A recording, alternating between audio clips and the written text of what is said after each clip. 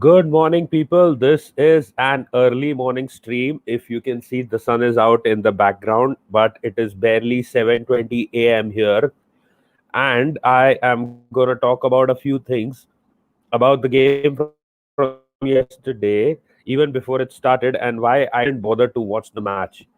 And I'll be honest about it.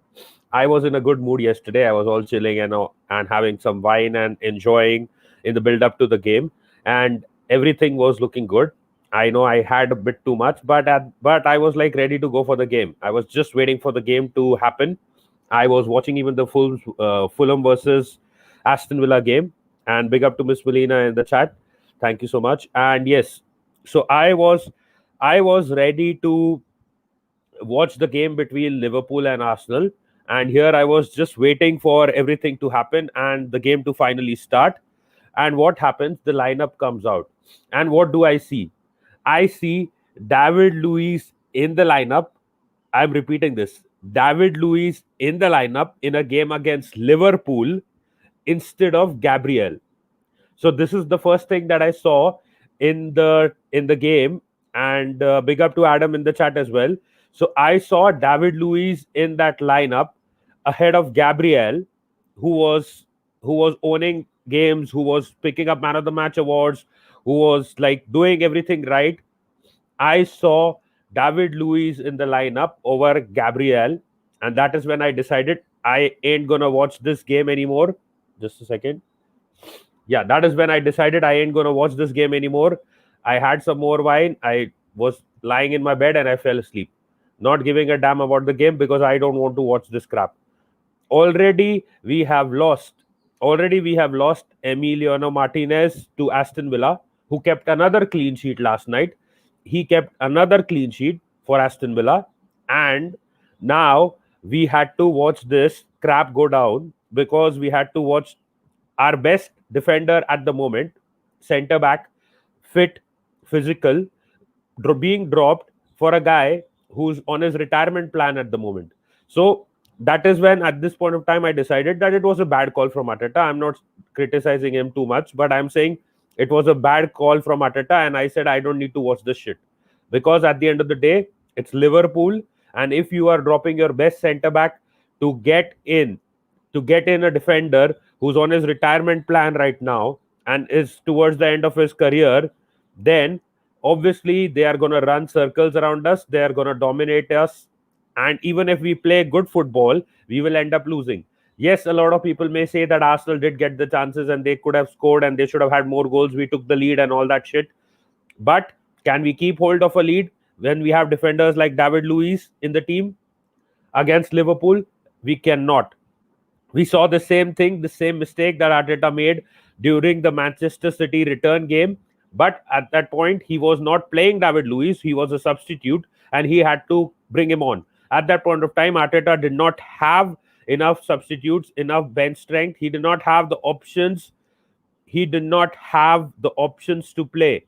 So, but when you intentionally pick such a team, when you intentionally pick David Luiz over an informed Gabriel. It's not as if Gabriel was struggling. He was the informed defender. When you pick him, this is the first thing that you will notice that he does not have the pace. David Luiz is slow. You may feel that he may be defensively sound, but he's not. Everyone knows that. There is no secret about it.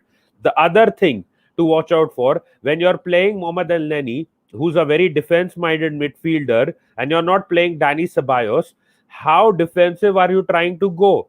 How defensive are you trying to play against a team like Liverpool? If you try to play a defensive mentality against Liverpool, they will keep hold of the ball, they will dominate the position, and they will hammer you at the end of the day. And quickly going through the chats, Miss Molina is saying, Adam is saying, Nitish, I don't understand the Arsenal fan meltdown, my friend.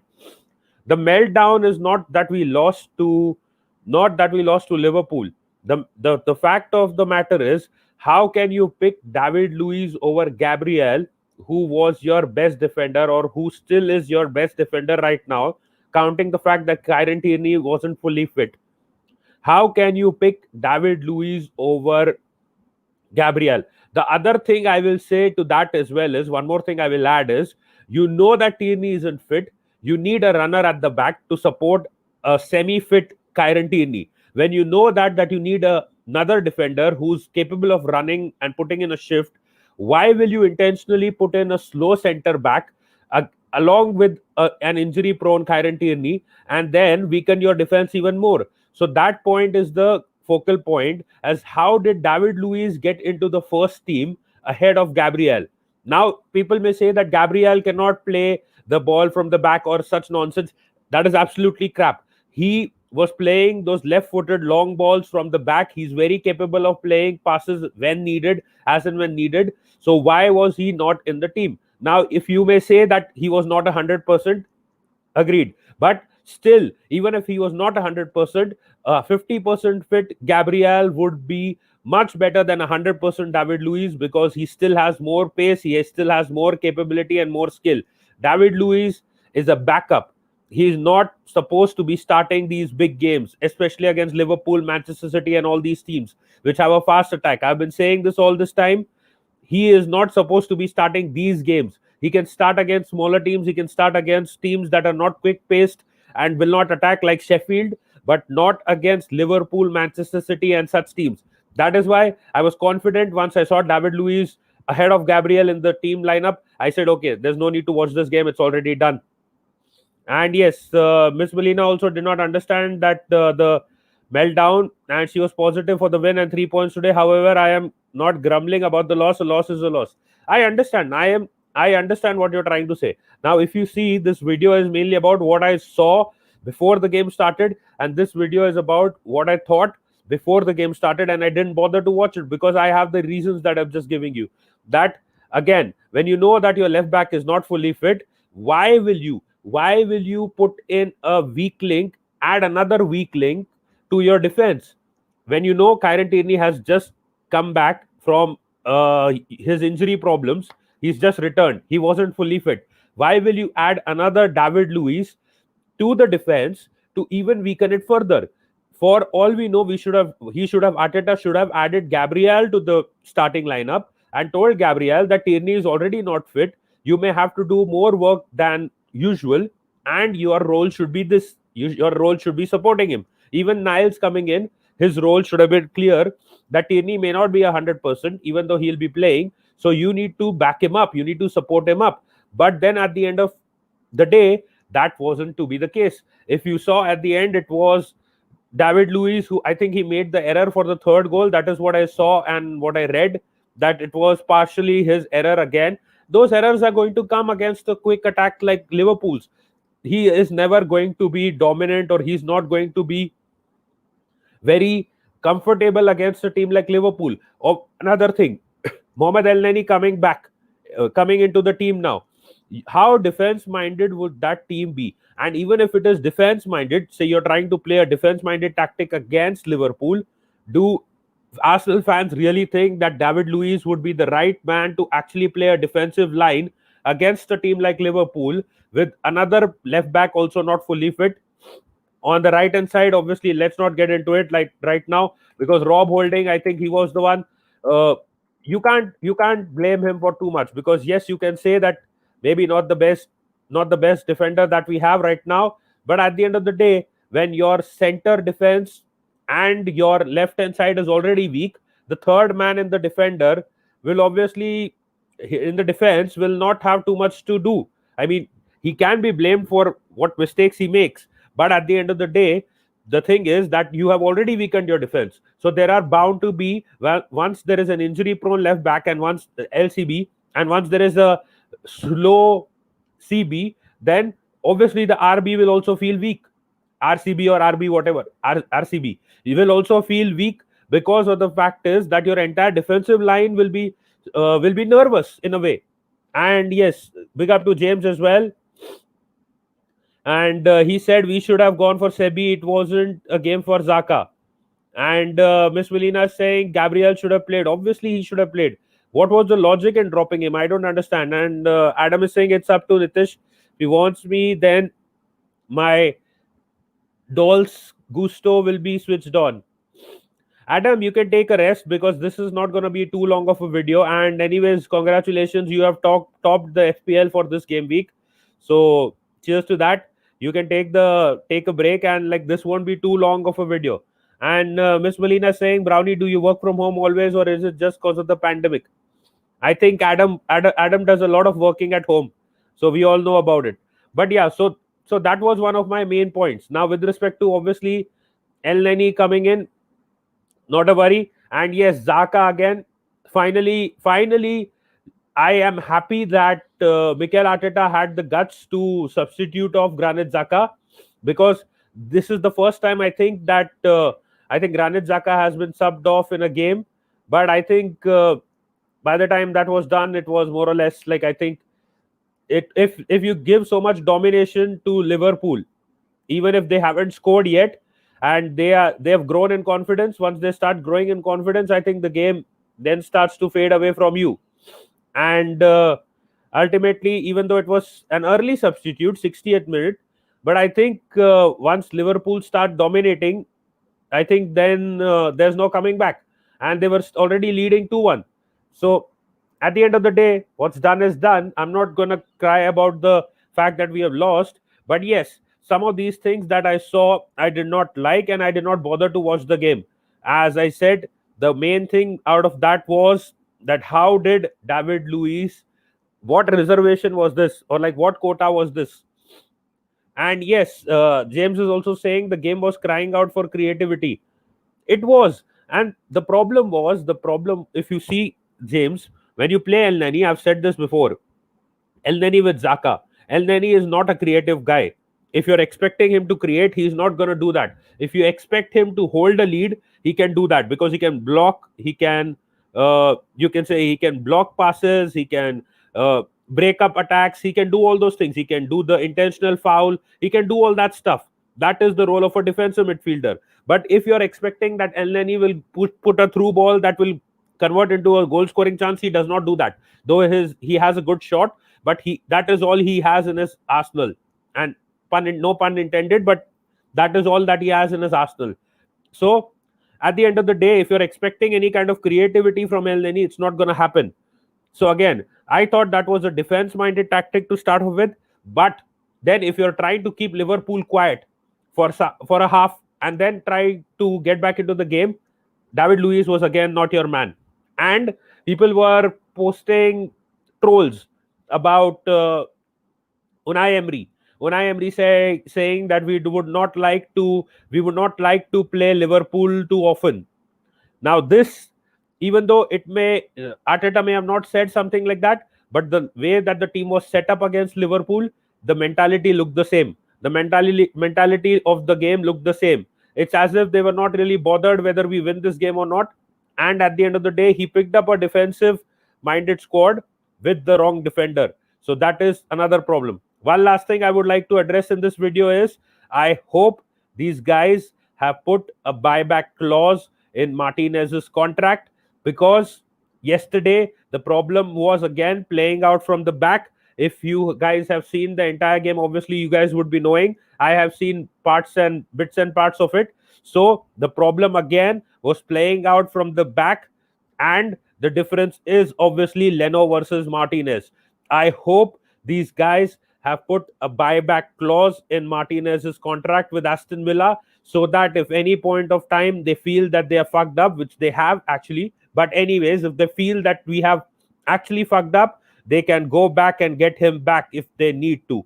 So I hope there is that buyback clause in his contract, and which we are not known to put in too many contracts. I hope there is that buyback clause, so that if we want Martinez back from Aston Villa, we can quickly bring him back if needed. Because I don't see the same thing happening with Leno for a long time. He's not going to be able to perform like Martinez, because at the end of the day, his distribution and playing out from the back is pathetic. And whether we like to admit or not, he's a good shot stopper. But I hope that there is that buyback clause. So let's wait and watch. And Adam is saying he got 96 points. Yes, that is the topper. And Adam is saying, I will never criticize a manager on team selection because no one knows what happened in training, injuries, etc. But his formation was all over the place. I think it put didn't put an attacking midfielder in the formation. Okay, not Ainsley. Yeah, he didn't put Danny Ceballos, so I can understand that with respect to the fact that you're trying to hold on to the first half and then attack in the second half. I think I said that in the preview, or that day when we were doing the other video on Beyond the Post, if you guys remember, that I think El Neni could start. That is understandable, but when you're trying to go with a defensive tactic against Liverpool, David Luiz over Gabriel, seriously, I think that is all I want to ask about that.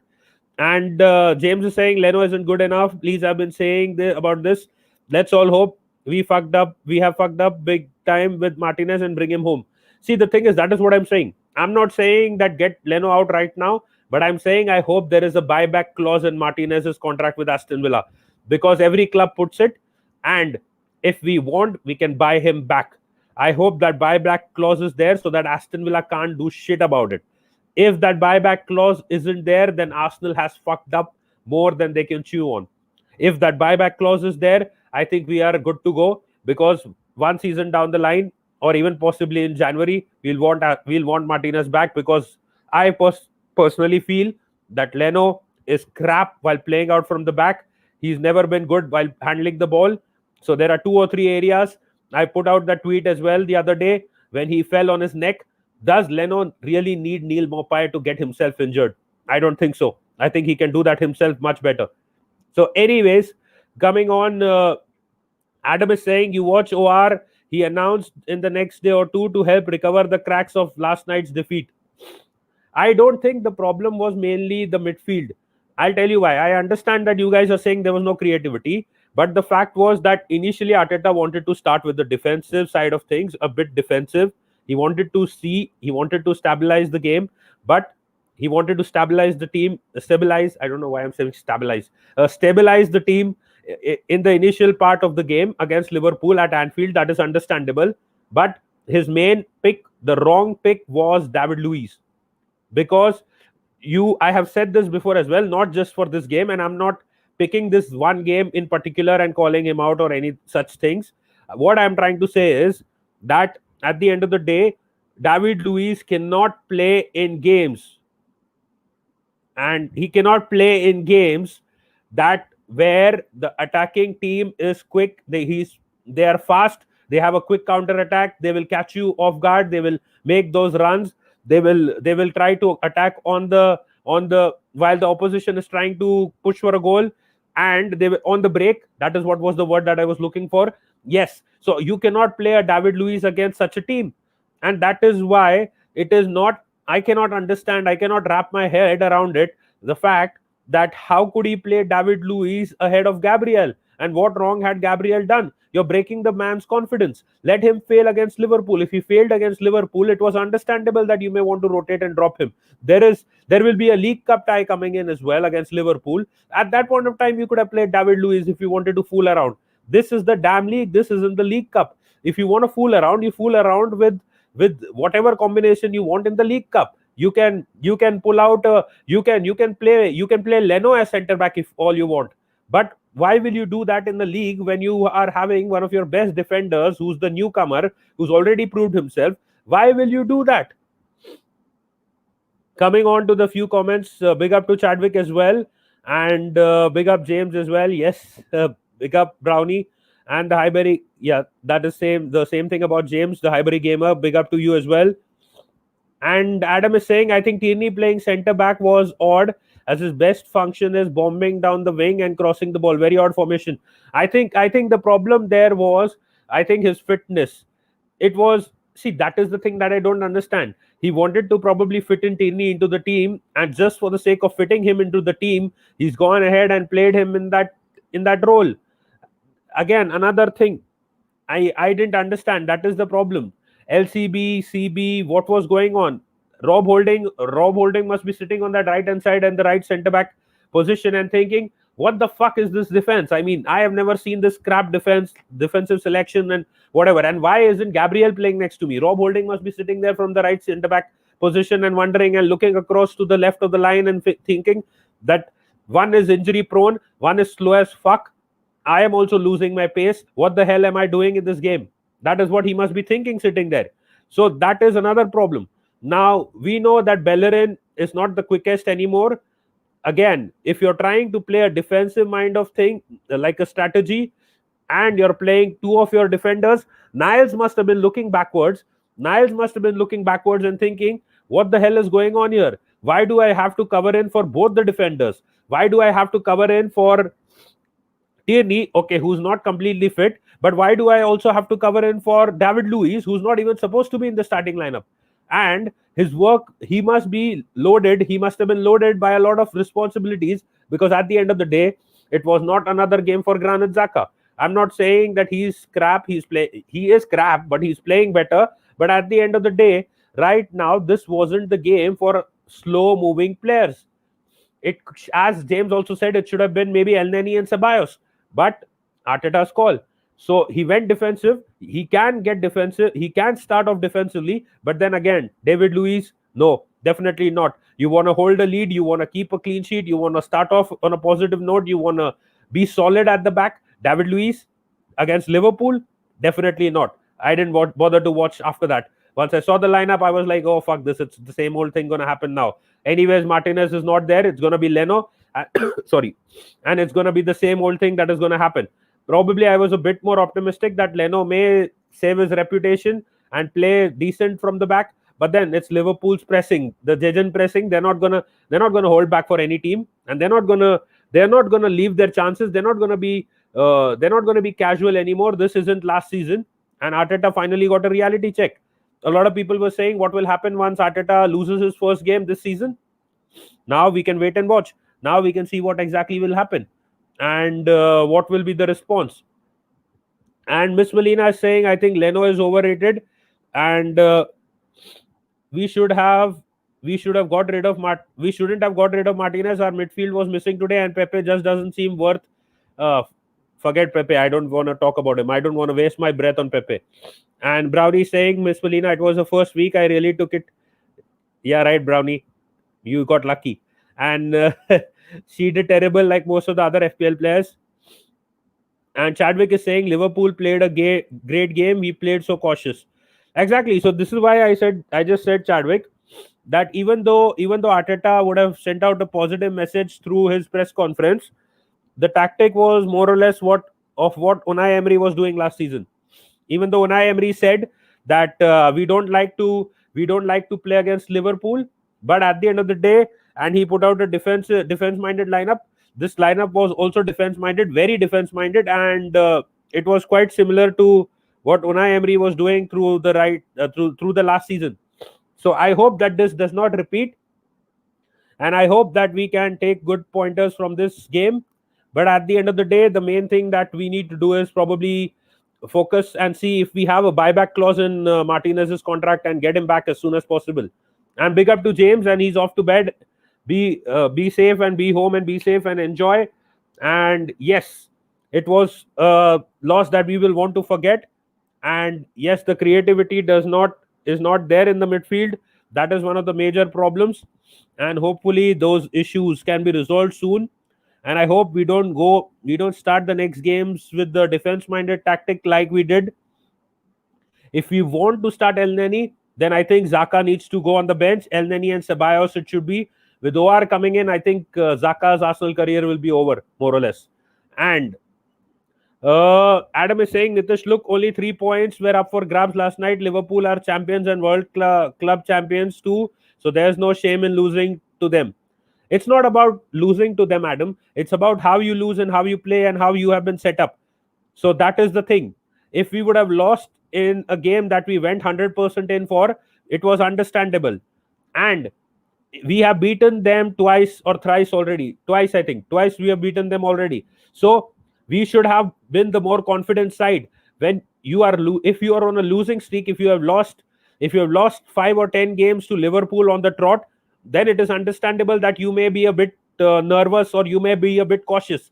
But when you're beaten them 2 games in the row, one second. When you're beaten them 2 games in a row, anyways, when you're beaten them 2 games in a row, you will want to continue that form and positivity, and you will not take a step backwards, at least against a team that you have just beaten twice in a row. So that is why the tactic again was a bit not understandable, and why Arteta would do such a thing was way beyond a lot of people. I'm not talking about the El Neni part. I'm talking about the David Luiz part. Why will you do that? Why will you get rid of your best centre back and go for a centre back who is on his retirement streak? Who you know can't run, who you know has no pace left in him, who you know is a leader in a way, but then at the end of the day, he's not good enough for these big games. It wasn't Southampton, it wasn't Wolverhampton, it wasn't Sheffield United or Brighton that we were playing. For all we know, Brighton would have fucked his case as well, like like it happened in the last few seasons. So David Luiz isn't going to get you wins in a game like Liverpool. So why would you start with him over Gabriel? I am not saying that if you needed to bring him on, I wouldn't bring him on at some point of time. I would do that definitely if needed. But then why would you start with him over Gabriel? Why would you start with him over Gabriel? As simple as that. And Adam is saying, but those two games were when Liverpool had already won the league and the players were already on the beach, and the other was a charity friendly. That does not, in terms of the Community Shield, Liverpool players were playing quite seriously. They were blocked from scoring. They missed their chances. They had so many chances to create more. They were not looking fit enough. They were not looking, you can say, they were not able to finish their chances in those games. El Neni had a really good game even in that game. A good game in that match, if you remember. So he played well. So that is why I could understand why Arteta would have wanted to start with him, but I don't understand why he would have wanted David Luiz to start over Gabriel. And the other thing, Martinez was the difference yesterday as well. Look at the pundits and the commentators highlighting the fact that we were poor playing out from the back. So it was quite clear and evident what were the problems. Creative midfielder, yes, but apart from that, if you've seen, also this was the main problem, playing out from the back. So I am saying I hope we have that buyout clause in the Aston Villa contract that Martinez has been offered, or the contract where we have sold him. I hope we have our buyout clause there and we can get him back. And Melina is asking, Nitish, do you think Gabriel was not match fit? Why did Arteta get his tactics wrong during a big game? I don't think Gabriel was not match fit. If Gabriel was not match fit, Arteta would have said it in the pre-match presser. I think the player who was not fit, it was Kieran Tierney. Gabriel was match fit. He got his tactics wrong, way wrong, when you prefer David Luiz over Gabriel. And anyways, that is the thing that he got it wrong yesterday. But at the end of the day, I hope that he doesn't do this often, because just for the sake that he wants to play David Luiz, I hope he doesn't do that. I said this in one of the videos that we have made before. Arteta takes a lot of emotional decisions than practical ones. Like when he was preferring Granit Xhaka, Mesut Ozil, and those decisions that he was taking, even with respect to Bellerin, he takes a lot of emotional decisions over practical ones. And that will, at some point of time, as I was saying back in that video, hurt Arsenal. And I think this is more of an emotional decision than a practical one. And it has cost us yesterday. So I hope that these decisions do not keep coming in, and these decisions are improved and worked on. And again, I think the Leno call is also an emotional one. So I hope that we can rectify it. We have a buyout clause in Martinez's contract, and if we do, then I think we can definitely do good things in the days to come and possibly look to bring him back. And Adam is saying, actually, fuck Castle, my friend. The main thing is, how are you feeling? I'm feeling fine, but fuck Cardiff as well. And yes, I don't have any hangover from yesterday. I think I drank it slow and I had food in between, so I am fine about it. But again, I did not bother to watch the game. When I saw the lineup, I was like, okay, here we go again. People were saying this is going to be different than Unai Emery. I don't think so. Not based on that lineup. So eventually, I decided that I am not going to watch it. I'll watch the highlights probably. And everyone who saw David Luiz in the first team, more or less had an idea that here we go again and we're going to get fucked. And that is what exactly happened. So I am not saying that David Luiz alone is to be blamed for the game lost last night. But then, one, things have been set up very defensively yesterday, which we do not want to repeat often. Second, David Luiz starting over Gabriel was a bad call. If you are playing with El Neni and you want to play defensively, you can't play with David Luiz in your three-man centre back against Liverpool or Manchester City or these quick pace teams. You can't do that. Number three, if Kieran Tierney was not fully fit, he should have probably started the game on the bench and could have come on as a substitute. There are 3 or 4 calls from yesterday's game that need questioning. Yes, indeed, we took the lead, but at the end of the day, if you're expecting that defenders like David Luiz will contribute to keeping a clean sheet against a team like Liverpool, it's not going to happen. Lastly, obviously, Leno. The name is enough. The reason is enough. That, yes, Leno can't play out properly from the back. And this is why, if you're heading towards the Champions League in the upcoming weeks, so in the upcoming seasons, if we're heading towards Champions League football or we are expecting to move towards Champions League football, Leno is not good enough to be part of a Champions League team. So that will be seen soon. I hope, again, as I'm saying, I hope that buyback clause is in order. If that buyback clause is in order for Arsenal to get back Martinez when needed, he is only going to go up from what he did at Arsenal. He's already keeping some clean sheets at Aston Villa. Imagine Aston Villa keeping clean sheets this season. Imagine that. Just imagine. So that is the thing that is happening. He's keeping some good clean sheets at Aston Villa. I hope we have that buyback clause. If we do have that buyback clause, we can definitely get him back, and we can try to change or correct the mistake that we have made with respect to keeping Leno and getting rid of Martinez. I will wrap up this video now at that note. The sun is shining on my back and it's almost 8 a.m. here. So yes, I have pointed out a few things. And Chadwick is saying we just sold Martinez. Lol, the coaching staff picked Leno. Might be a big mistake. That is what I'm saying. I'm not saying that they haven't made a mistake. I'm saying they have. But I'm hoping that they have put the buyback clause in his deal. Because if they have, then I think then we can bring him back without questions asked. And Romero, how would Romero cost? It's not Romano. Stop your obsession with Fabrizio Romano. It's Romero cost from United. I think he's around 10 million. That is his pricing. But he's not gonna come to Arsenal because he wants the number one spot. He and Martinez will be fighting now for the number one spot because Caballero is a joke. And yes, Miss Mina is agreeing that Leno is oversold Martinez. He should have been number one. See, I don't have anything against the fact that we have sold him. But if we have put in a buyback clause, everything's good. We can still get him back at the end of the season or in January if needed. But if we haven't put that buyback clause and we are typical Arsenal, then you know what's coming.